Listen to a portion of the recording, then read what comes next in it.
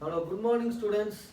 Today we are going to discuss some property state function and extensive property, intensive property.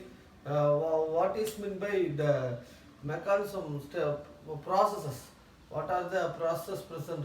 That is isothermal process, adiabatic process, all those things today we are going to discuss. First, system, homogeneous system. Yesterday I have explained that closed system, opened system, isothermal system, isolated system. Closed system is the one in which the energy only transformed from system to surrounding and there is no exchange of matter, right? In open system, energy and matter exchange to system to surrounding. And in the case of isolated system, the system and surrounding are insulated by boundary, insulating boundary. So it won't allows the excess of heat from system to surrounding or surrounding to system. These are all we discussed in the last class. Now today's class we have to start with homogeneous system. What is meant by homogeneous system? For example, one reaction. System and the surrounding, the inside the system consisting of mixture of gases. Gas means it is containing oxygen, nitrogen, miscible gases. They mix each other. That type of mixture is called system is called homogeneous system. Homogeneous system. 2SO2 plus O2 gives in the presence of NO2 gas. It will give 2SO3. All are gases. So this reaction is called homogeneous reaction. Homogeneous reaction. Homogeneous reaction. Like that, homogeneous system means system consisting of same components. Gaseous mixture. Two equally mixing liquid mixtures are called homogeneous system. Heterogeneous system means system consisting of different states of matter.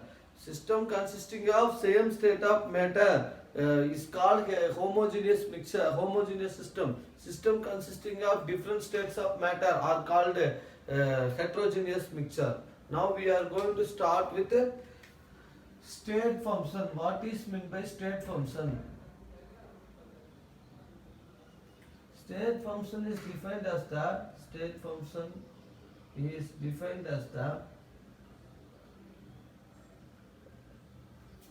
initial and is defined it depends of state function. It depends upon the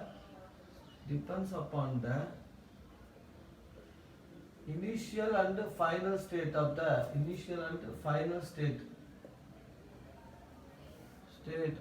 the reaction.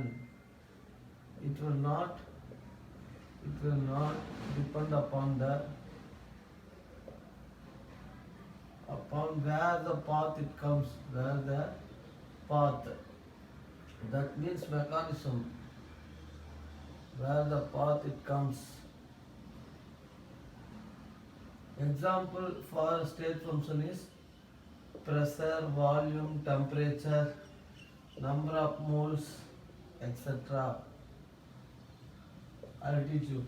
State function only depends upon the initial and final state of the reaction, and it not depend upon in between initial and final state what happened, in which path it is coming. That and all not depend by state function. Let us see one example.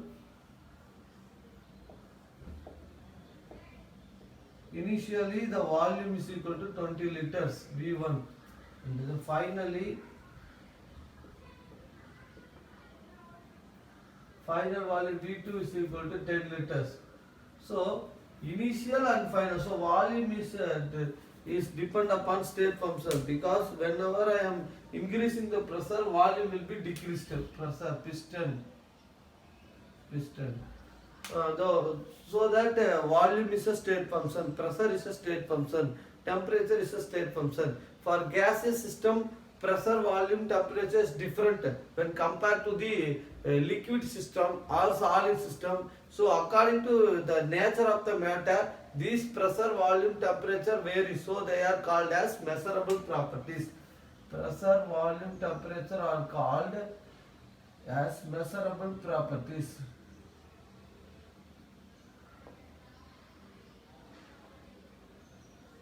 Right. State function means it depends upon the initial and the final state of the reaction. It will not depend upon upon where the path it comes. Example, pressure, volume, temperature. I explained volume. Initial volume is V1 and the final volume is V2. The state of the initial volume is depend upon state function is equal to volume V2 minus V1. Initial volume, final volume minus initial volume.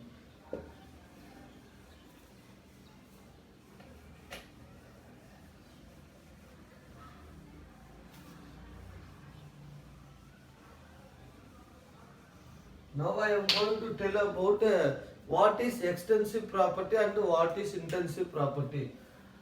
Property is divided into two types. One is extensive property, other one is intensive property.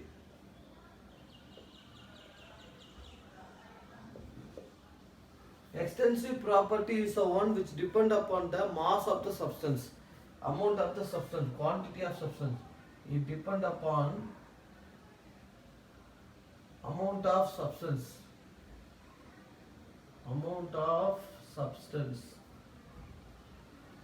Extensive property. Example, mass, volume,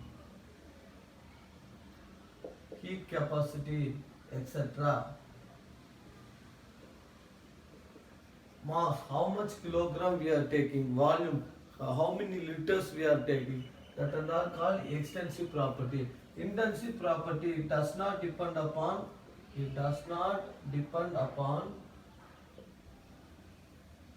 amount of substance. Example,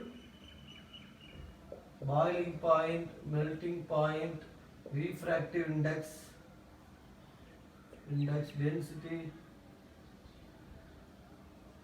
etc.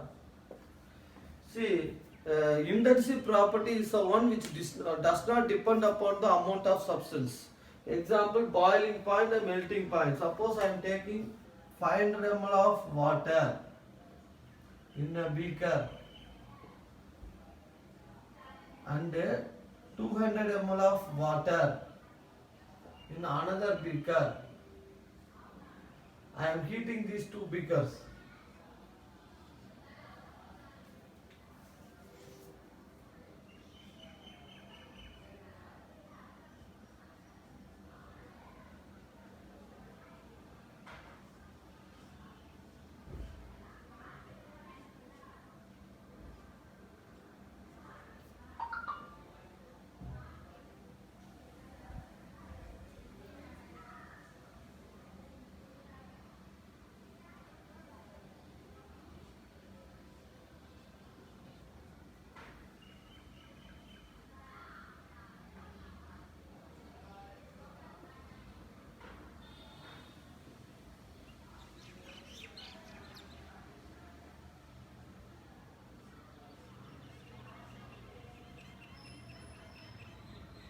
So I am heating the two beakers.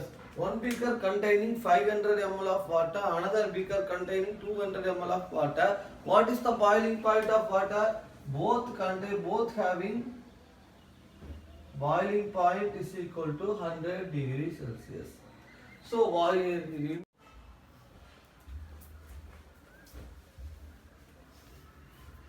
So 500 ml of water in a beaker and 200 ml of water in another beaker, heated at 100 degrees Celsius, both waters get boiled. So boiling point does not depend upon the amount of substance.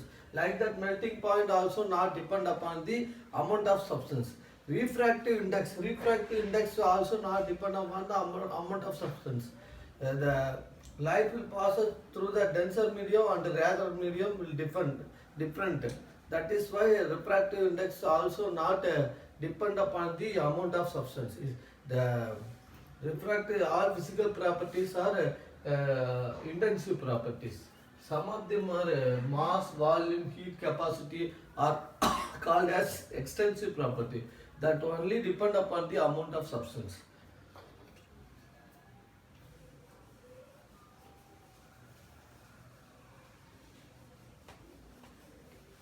Now I am going to tell about some processes.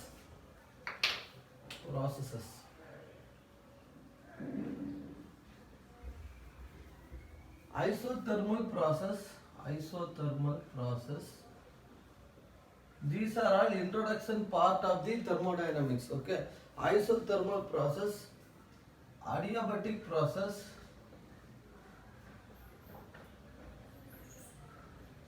isochoric process,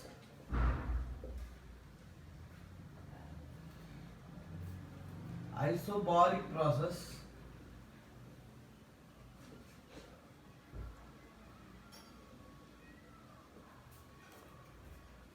cyclic process. So now I am going to start with each steps. Isothermal, iso means same, thermal means temperature.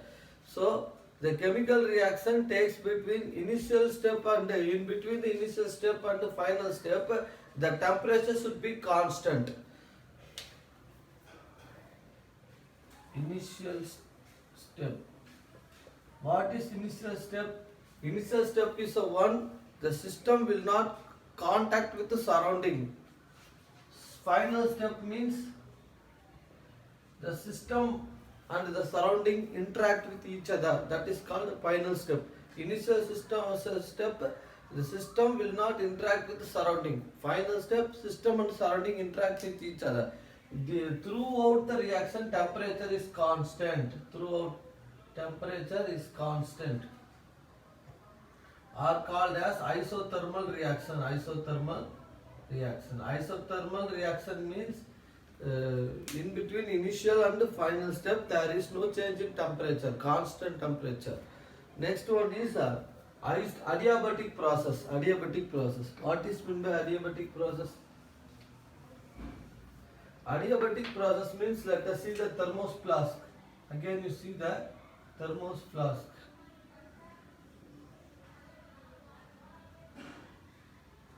Thermos flask filled with hot tea surrounded by insulating materials like silica, etc.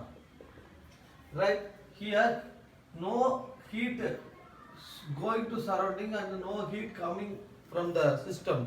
So the exchange of heat from system to surrounding and the exchange of heat from surrounding the system are prohibited because of the system is surrounded by a boundary, insulating boundary, which separates the system and surrounding. That is why adiabatic process means no heat exchange takes place from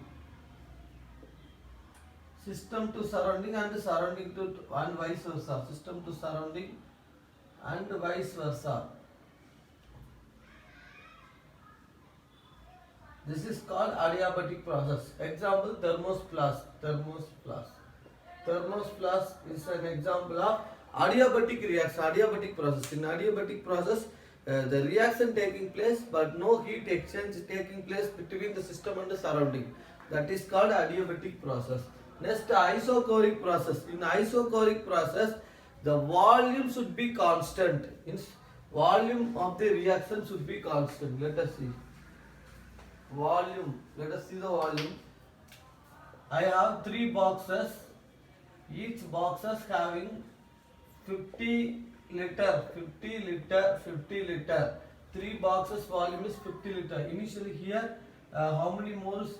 100 moles of gas. Here 200 moles of gas. Here 300 moles of gas. Right? So volume should be constant.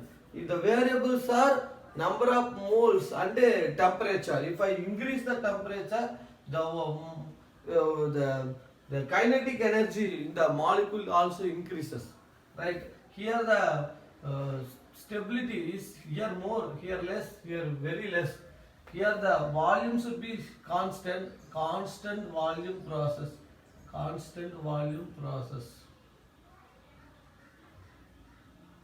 are called as isochoric process. Throughout the initial step and final step, the volume should be constant, right? But the number of moles increases or the temperature should be increased. Whatever it is, the variable increases, which will give reactant to product. That type of process, chemical reaction takes place. That is called as isochoric process. In the initial step and final step, throughout the step, the volume should not be changed. But inside the cylinder, the number of gaseous particle or the temperature or any other variable will affect the reaction. Next one is isobaric process. Pressure should be constant. Pressure should be constant. Initial step, final step. In between initial and final step, the pressure should be constant throughout the reaction. It will not depend upon the path. The initial step, what pressure is utilized, that is same pressure is present in the final step of the reaction. That process are called as isobaric process. This and all we learned in the states of matter. What is isothermal process, isobaric, isochoric, and cyclic process means this type of steps. This is a graph A, B, C, D. So cyclic process means the initial step is here, the final step is here. A starts with B and B to C, C to D, and again it's come to A. This type of process, the initial step and the final step are same. That type of process are called as cyclic process. The initial and final steps are same, are called as cyclic process. So now I have explained the different types of processes. Isothermal process, adiabatic process, isochoric process, isobaric process, cyclic process. These are all processes. Okay.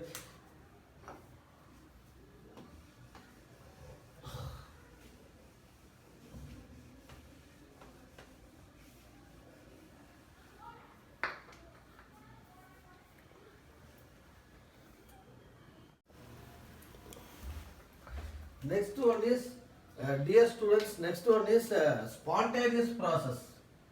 Spontaneous process.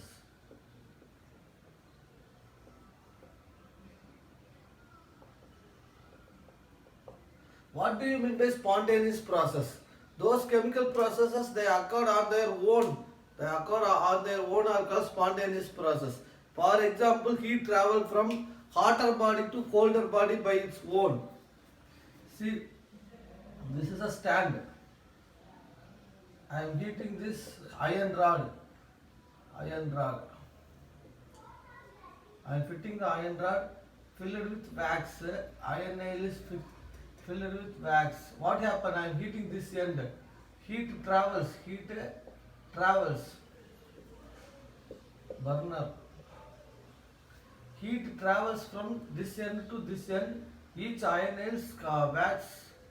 The wax melt and the iron nail is coming out. This is a rod where I stick the iron nails with the help of wax, right? Whenever I am heating this solution, heating this metal rod, the heat travels from hotter end to colder end without any reaction. It is going by itself. This is an example of spontaneous process. Spontaneous process, many natural processes are spontaneous process and are irreversible. Spontaneous process are irreversible. Example, the sun rises in the east and sets in the west. This process is daily, it is taking place. Okay, spontaneous process, it is taken by natural process, all natural process. Next one is conversion of milk into curd is a spontaneous process. Conversion of milk into curd, and curd not come back to milk. That is a very good. The sunset and sunrise is not an example of spontaneous process. Sorry, the conversion of milk into curd. It is a natural process. It is not a coming back. It's a irreversible process and the spontaneous one. Next one is non-spontaneous process. Non-spontaneous process. What is meant by non-spontaneous process? The processes that does not occur on its own, that are called as non-spontaneous process. Example, carbon bonds in presence of oxygen to form carbon dioxide. But as we see in the carbon powder, as alone present, it does not catch fire. If you add a minimum amount of fire to that carbon, then only it will work. So these type of processes are called non-spontaneous process. These processes are slow and reversible. Slow and reversible. Non-spontaneous process, slow and reversible. Carbon bonds in presence of oxygen, but we have to supply heat. It will give carbon dioxide plus heat. Carbon alone not catch fire at all. So this is a good example of non-spontaneous process. With this I wind up the class. Next class we will see the next topic. Thank you students. God bless you.